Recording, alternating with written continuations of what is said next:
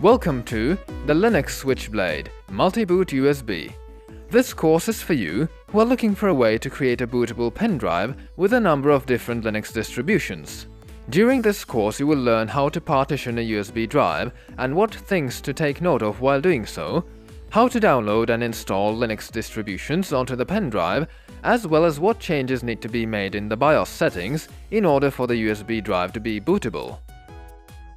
We will also show you how to install and configure virtual machines for testing different flavors of Linux before deciding which ones to install.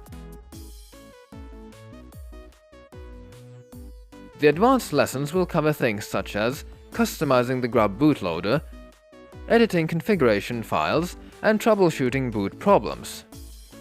The Linux Switchblade Multiboot USB is suitable for beginners and intermediate users. Switching to Linux may seem like a daunting step, but having a bootable USB drive gives you a great opportunity to use Linux without installing it onto your machine. Another advantage is that a live mode is like a fresh install, so each time you boot into Linux it will be like booting in for the first time. Linux is also a safer alternative to Windows and Mac OS for things such as online banking and shopping, as well as accessing private information such as emails.